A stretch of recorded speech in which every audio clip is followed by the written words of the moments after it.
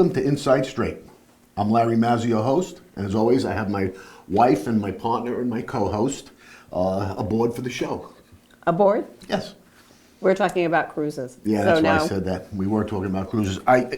For those of you who notice, I'm wearing my Taylor Sheridan cowboy shirt. I'm trying to get on the show on the last season. There's so many murders taking place, I figured you hire a real hitman. And I can get on the show. But we'll see about that. And what else? My Taylor Sheridan shirt I wanted to mention. Yes. I think that's it. But we're back here at First Pillar, and Brandon, as always, is running the show. Behind the camera. Eventually, at some point, probably after the season, we will have our home studio set up. And we're probably going to shorten the shows considerably. Yes. But I may do a couple more than that. I'll probably do, depending on the time of the year. Mm-hmm. Like if it's baseball season, you may see me every day for 15 minutes. During the NCAA tournament, you may see me every day for 15 minutes. Football season, it's probably going to be once or twice a week, maybe 3 times. Monday Night Football, Thursday Night Football. But the hour long, I understand. We want to introduce ourselves. We want you to understand how this works. I told you, it's more than just picks. We don't just give you picks. We give you a service. We give you information. One of them, I think, I have written down there in our blog when we were talking about the Sunday games. A lot of people don't know that Joey Bosa was out for the 49ers. Mm-hmm. Okay? A lot of people didn't know that Trevor Lawrence was playing. We are updating you on that. The weather in Buffalo, right. We knew it was going to be treacherous. So when you saw 6.5 with San Fran, and I said, yeah, but no Joey Bosa, traveling across the country from beautiful San Francisco. Well, San Francisco's not beautiful, right? The weather's not beautiful there. But it wasn't blizzard. That is true. They left, playing conditions to go there and play. So, and there's so much information like that. We always try to give you what the wise guys are doing, because sometimes they take games early and buy back, and there's a few we'll talk about. So it's more than just the picks. Remember that. It's a service. Again, you wouldn't go to the track without getting a program and reading what the analysts say. Mm-hmm. You want to know if a horse is sick, if he's changing his blinkers. That's what we do for you. And we handicap. Yes. We put the numbers. I crunch the numbers, and anyway, we're not going anywhere. Although we may be changing eventually after the season. We might not be here next Wednesday. And next Wednesday, yeah, it is our anniversary, so we may take the Wednesday off. We'll be online, right. Business as usual. We have our computers; they come with us wherever we go. So we'll continue to update any games, any hot games, and the NBA's been getting a little better too, which is good. So so just keep logging on. We thank the members who have joined. We do have our producer working on a considerably expensive iHeartRadio ad. Yes. So you're going to be hearing about Inside Straight on the radio soon. Let's move on to this week. Okay. We have comments. Frank from West Palm Beach. Great Friday and Saturday college. Yeah, we did. We had a lot of winners. A lot. I mean, we're going to go through some of them. There's always going to be a few losers sprinkled in, some close games that I may win because I'm not afraid to buy points.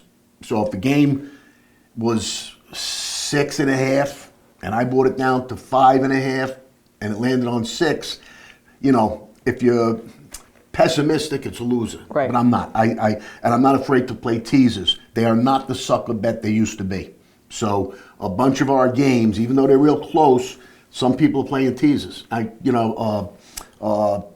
So we'll talk more about that too when we update the games. But thanks, Frank. I think it was a fantastic weekend. Dom, he's the Yanks fan. Soto, 6 million. 600 million. 600. I say 6 million. I'll pay him. Sorry. No, Sorry. 600 million. Well, it is what it is. They're paying these salaries for years now since they lost in court with collusion. It really hurt the game. Mm-hmm. That judge hurt the game because unlike the NFL, there's still caps And if you get injured, there's no guarantees. Baseball is very, very different, and you can't blame the guy. If another guy makes $400 million and you're better, you want more money.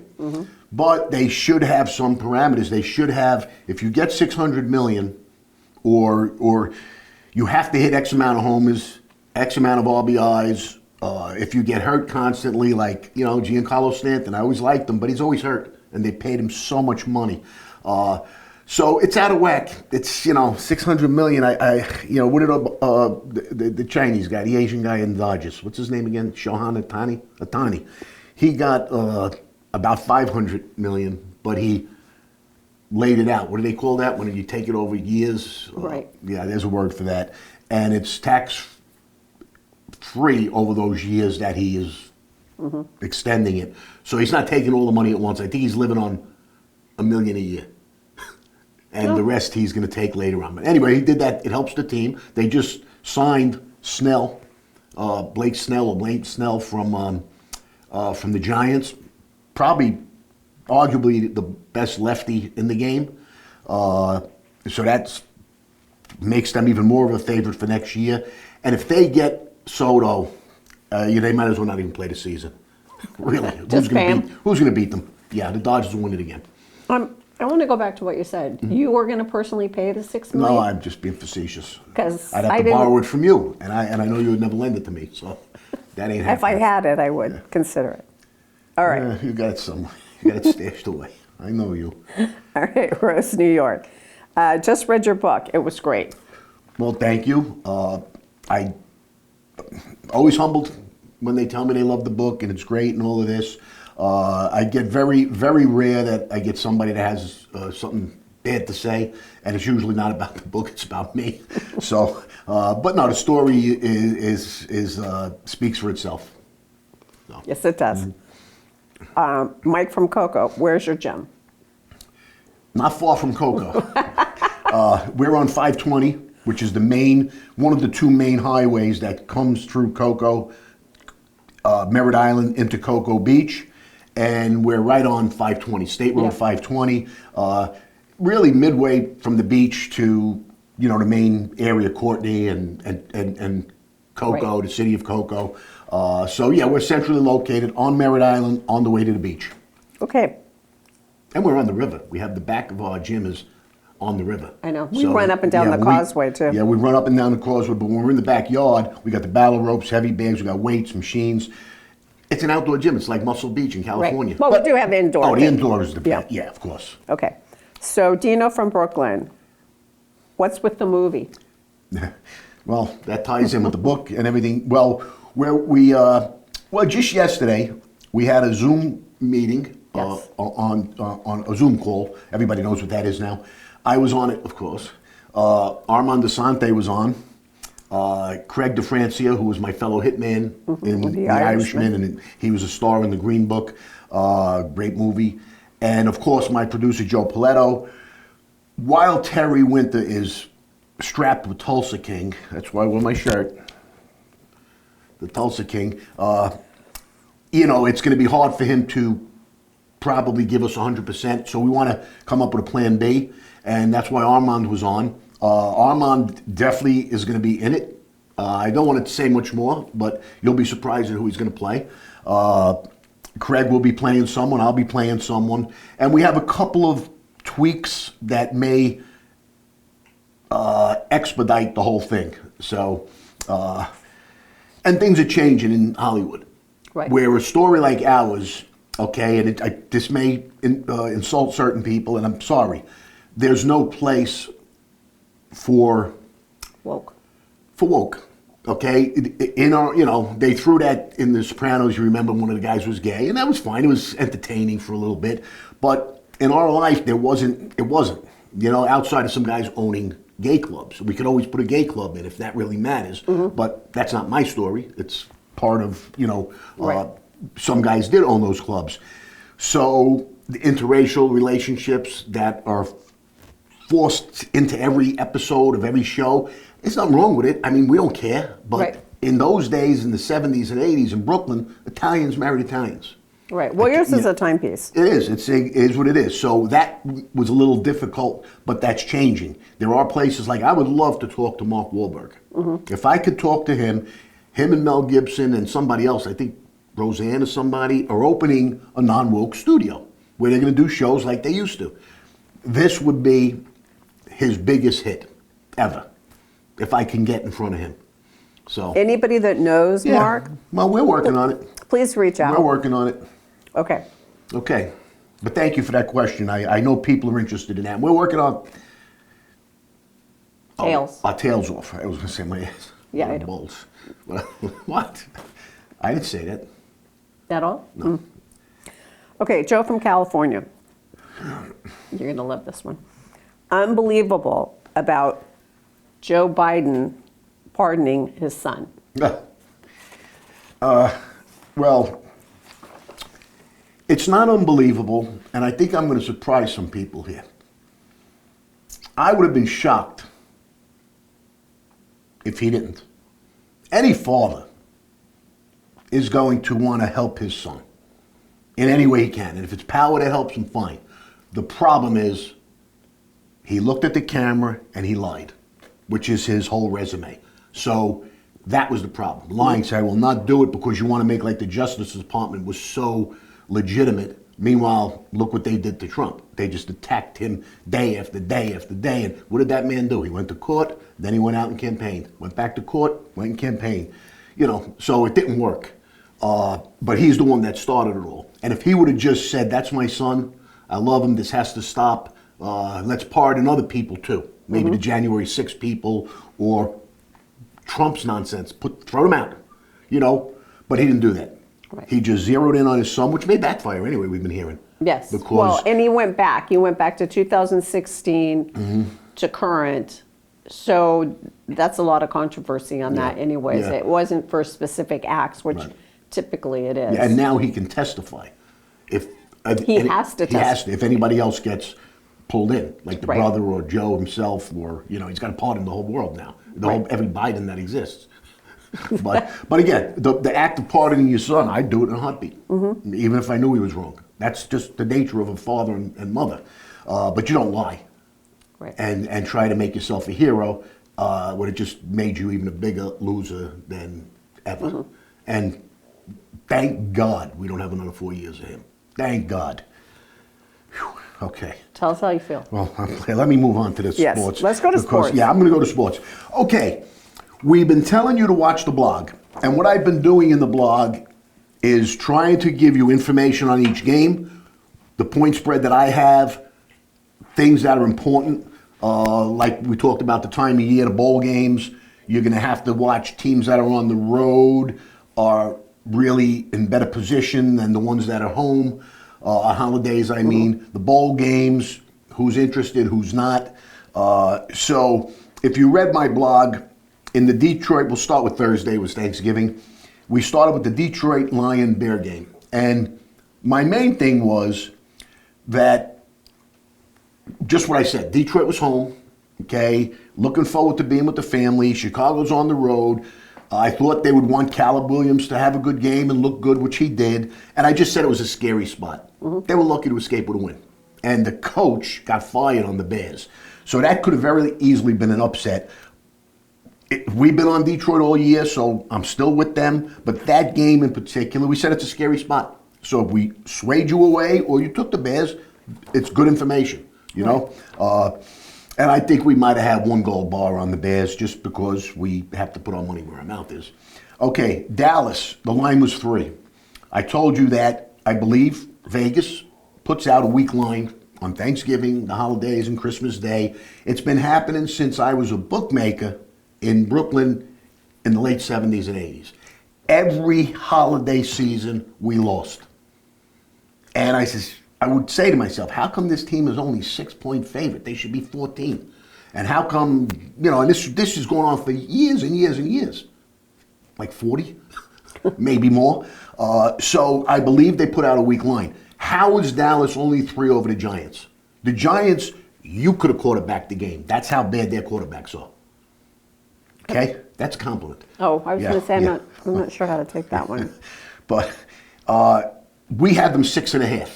And they won by something like 6 or 7 points. And the public was on Dallas. Right. You couldn't buck it. I mean, it was hard for me. There was nothing I could say about the Giants. So Dallas was the play. Same thing with Green Bay. Green Bay was only 3. Okay, Miami's been playing better, no doubt.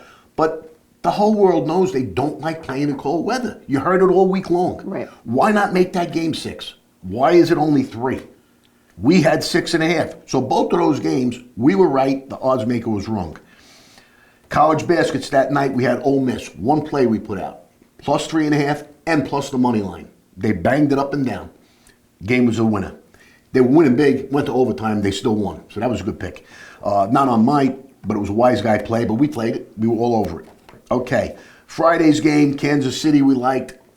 We just thought that they came off a couple of bad games and being home, whatever. It wasn't really a holiday. It's a holiday weekend Friday, but they already had their festivities. Maybe they were hungover. Maybe. That's a thought. Or carved over. And the other team, well, a combination, eating and drinking. And the other team, like we said, who's on the road, was practicing, probably in the hotel room at 10 o'clock at night. Got to keep that in mind for next Friday's game. Next Thanksgiving Friday, yeah. Because Kansas City really didn't show up. They played a horrible game. They're lucky they won. There's another lucky win. On the college games on there, we had Ohio. That was a big winner.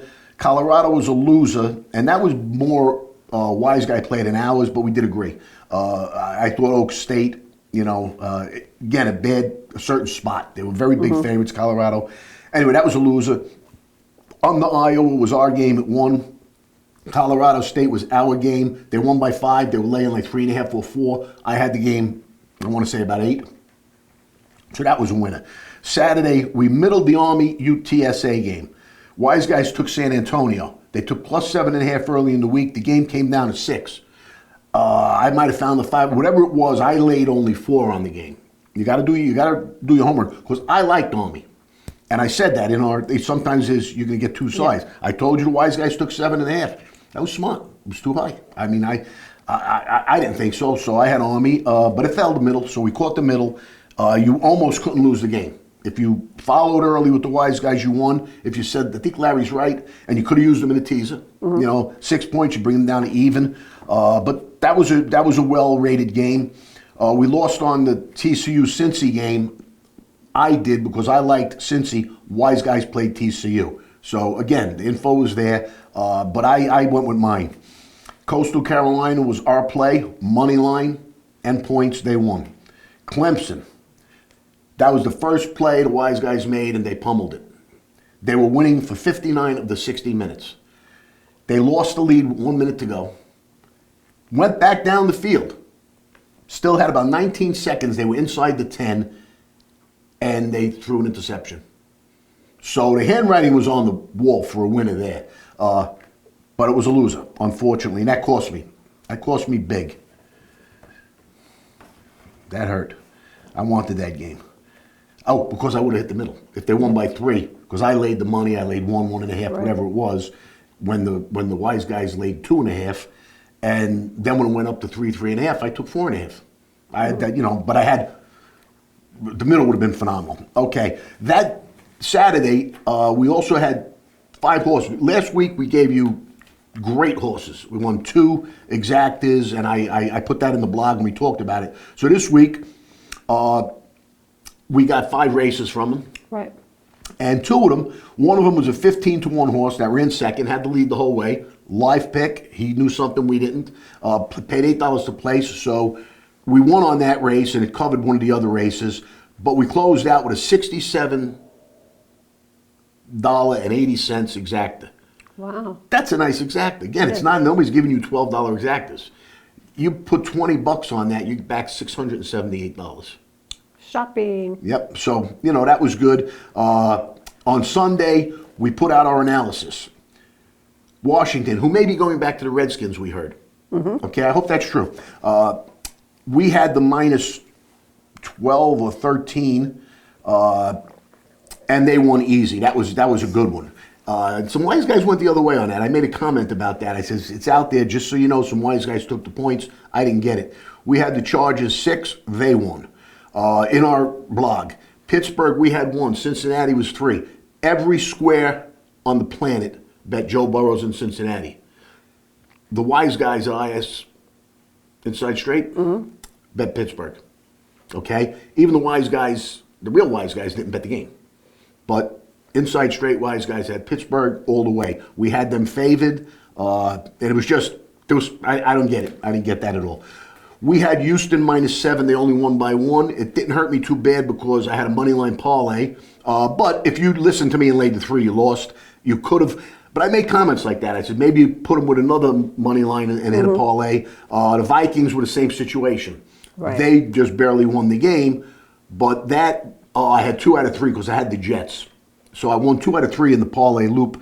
It didn't cost me much. I might have broke out even. But if the Jets would have won, and I don't know why, I liked the Jets last week. I liked them. It just seemed like Seattle has been on this roll. They come across the country to play at the Meadowlands. And the Jets had every chance to win, but Aaron Rodgers is the same. He's ready to go to pasture. He is. He's done. How old is he? He's washed up. He's 40 probably.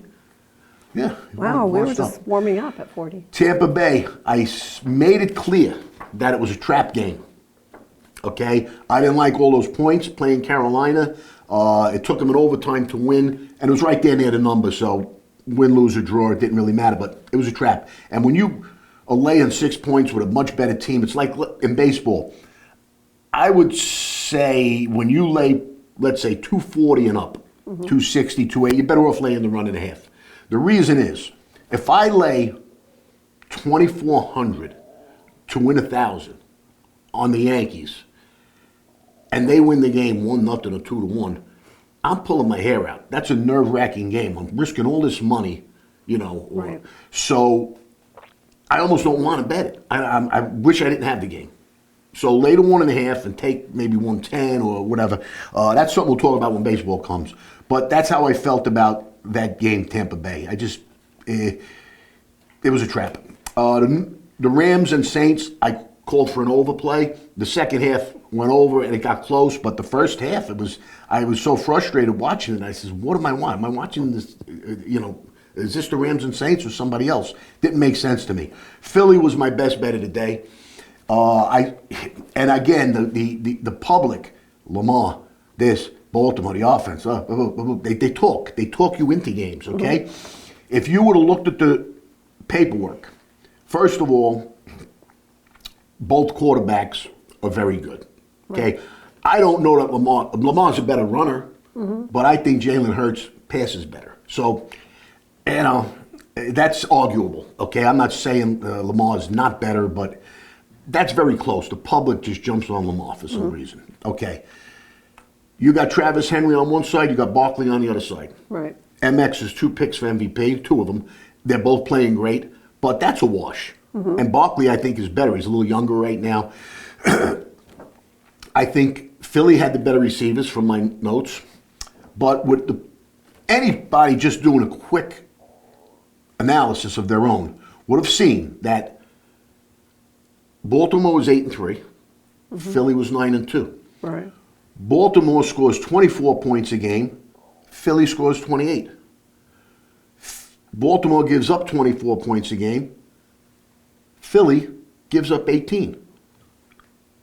Why was Baltimore such a hot game? Because the public loves them. I had 4 gold bars on Philly. The only problem is I had the over also, and it fell short. And I hate overs, but something's got me this year with some overs because of the rule changes, and I see games that are just wide open, and it's always a penalty on the cornerback or something. It just seems like games are going over, but the ones that you would rate to go over, maybe they're too high. I don't know, but that stopped me from a big win too. But I had much more on the Eagles because I had the points and I had the money line. I said, you don't need the points in this game. Go check my analysis if you don't believe me. If you think I'm sitting here and looking at you in the eye and lying to you like some others do. I don't do that. I'll look the other way if I'm going to lie. Okay, where were we? That was my best. The Bills. We talked about it. I'll just mention it again. 6.5 points with the 49ers with all their stars, this and that. Purdy was back. They had to travel cross country. The Bills were probably, or definitely one of the top 3 teams in the NFL, maybe top 2, maybe the best. You could make an argument. Josh Allen is the man to beat for MVP. We've got those great running backs with big odds. It'll be hard to beat Josh Allen if he continues the next few games, and I don't see why not. He had a great game. So I wouldn't want to be the 49ers traveling across country without Bosa, the one guy that could tackle Josh Allen.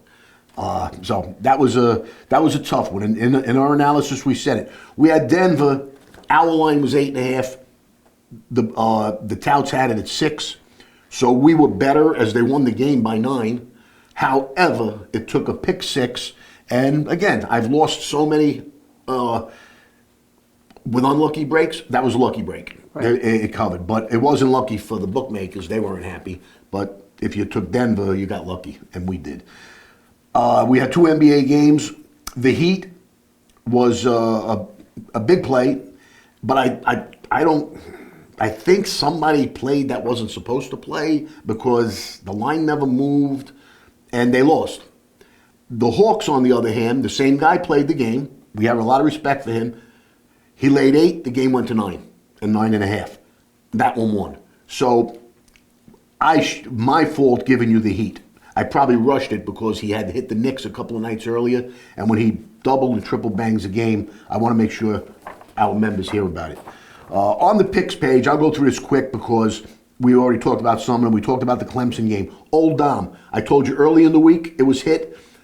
And somebody who played the other side, a sharp, came back and took Old Dominion. We mentioned that all week long. Old Dom, don't forget that game. They won. It was early and late, and it was a big buyback. Boise State was a good game. Total was very close. Again, it depends on if you got the right number or how you played it.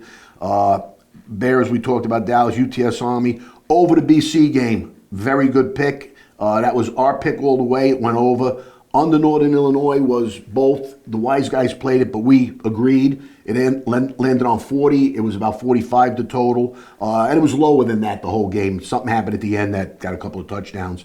Wise guys played over in the Tennessee game. Winner, Connecticut. I had them touted at 10. I liked them. The line came down to 8. I think they won by 6. I had them in a teaser, so I was lucky, but my actual play lost. I was hoping it would have landed on the 7. There was a shot. I think they missed a 2-point conversion or something. But the 7 would have been beautiful. But I did have the teaser. I had them with another team, mine and probably Army, somebody like that. UAB, +3 was a bet.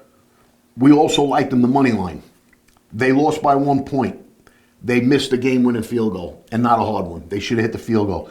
So we hit the 3 points, but the big money on the money line, where we get back 140 to every 100 we played, we lose. So it was a washout. But a well-rated pick. I need not say anymore. Rutgers, same thing. I had the money line. I had the points. So I'm 2-0 there. But I did have them with the under. And, of course, that one went over. See what I mean? Yeah.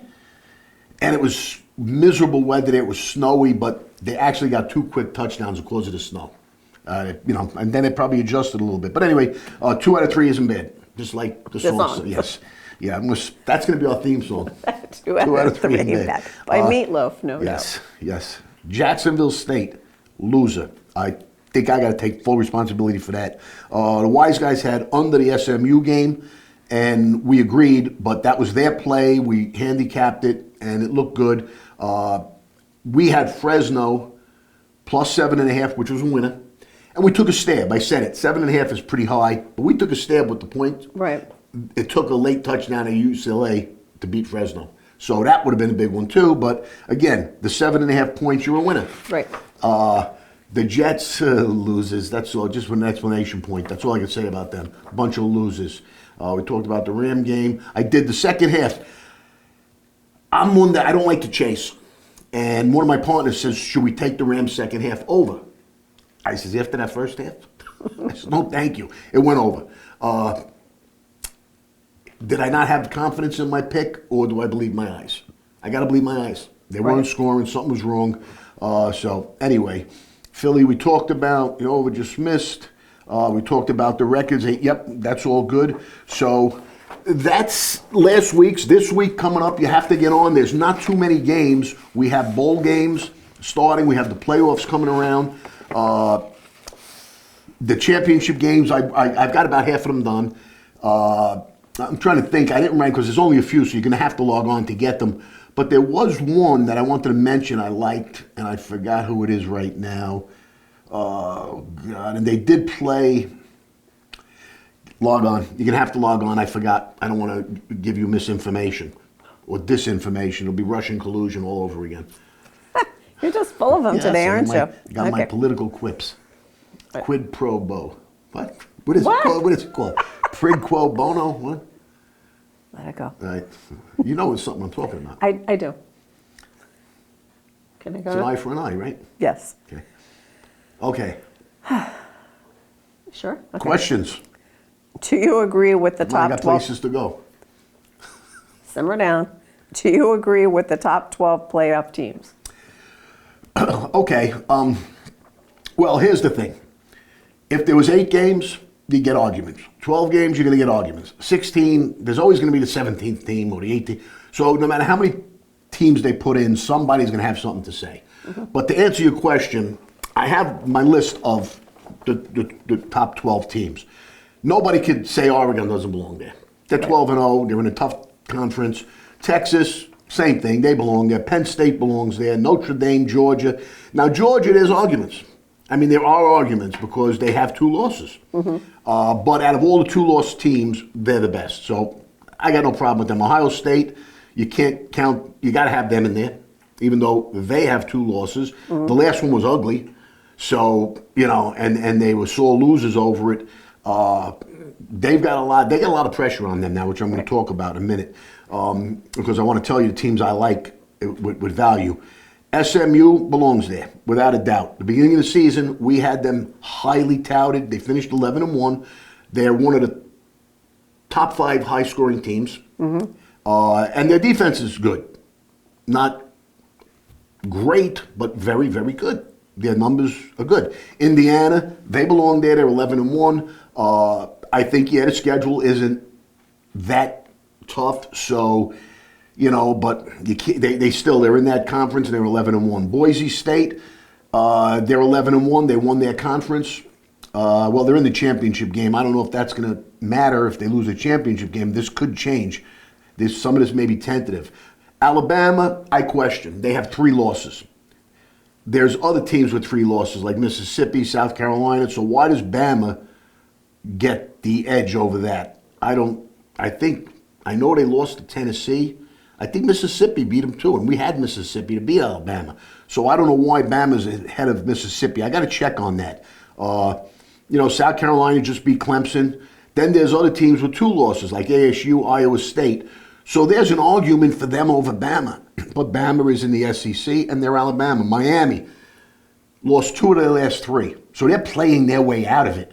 So if somebody jumps over Miami, I got no complaint there. And I liked Miami early in the season.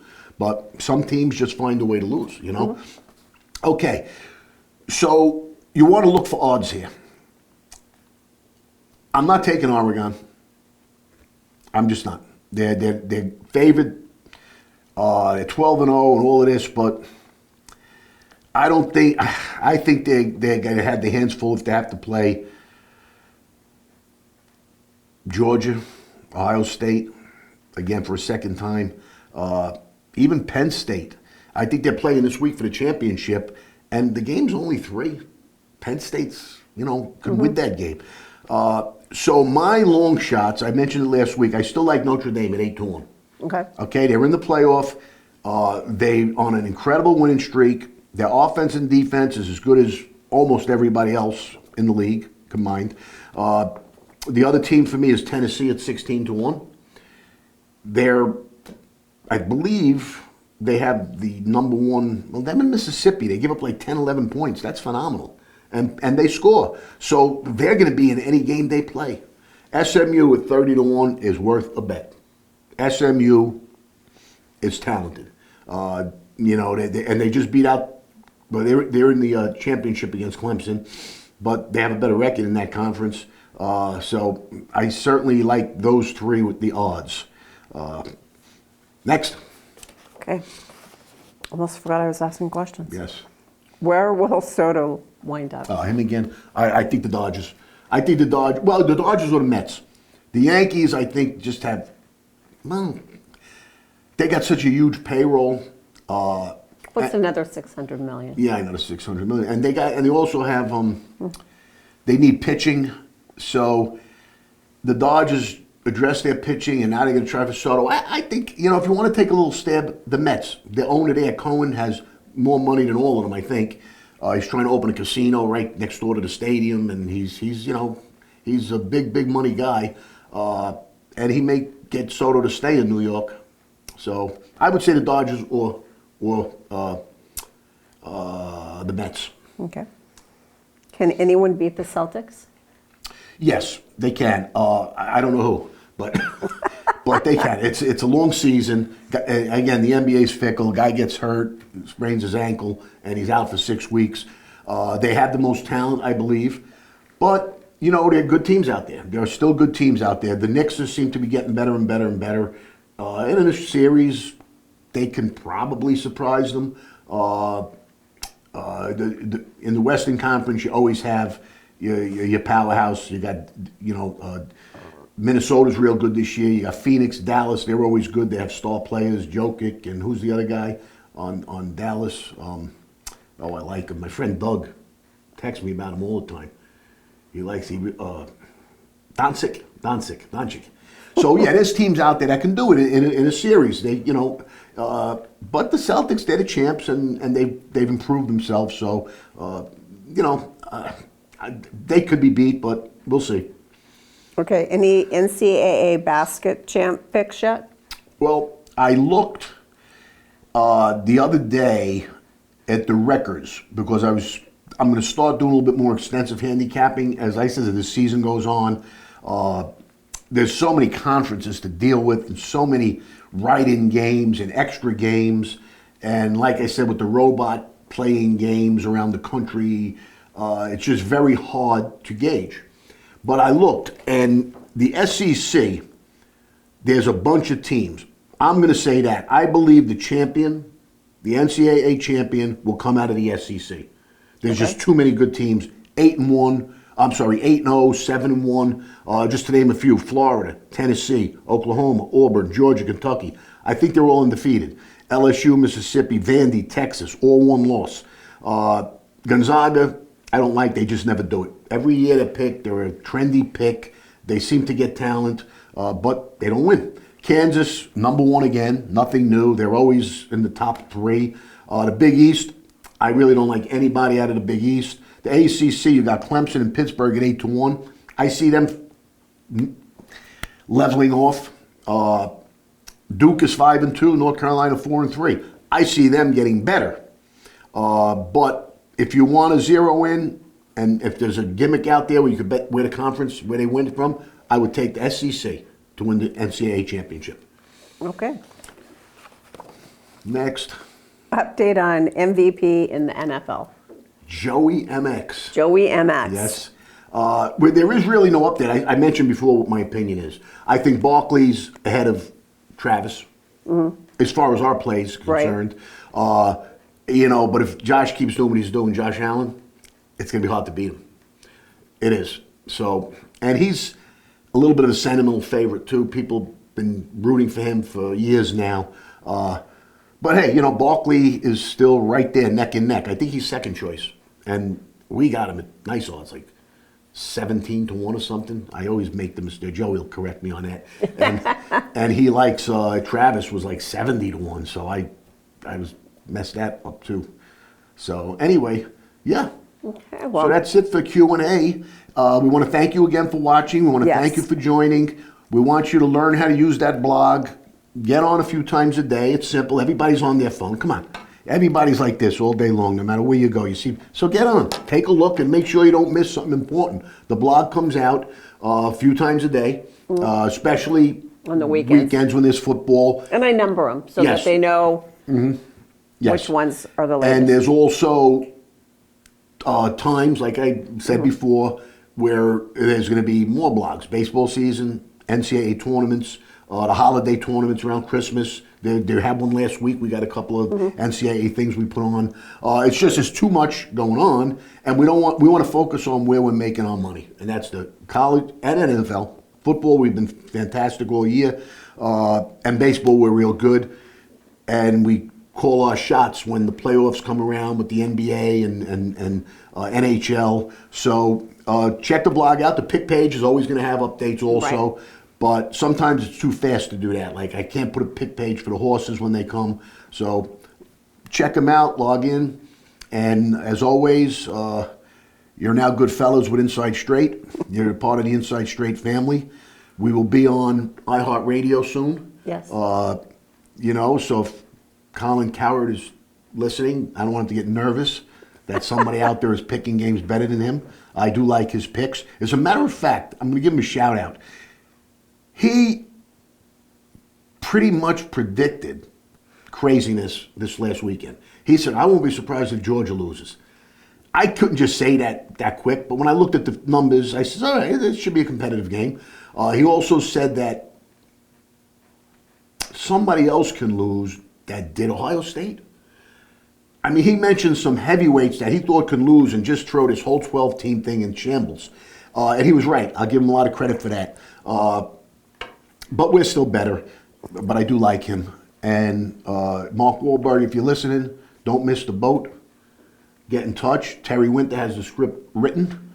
And we need a studio. We need a studio to get this show on the road. All right, thank you.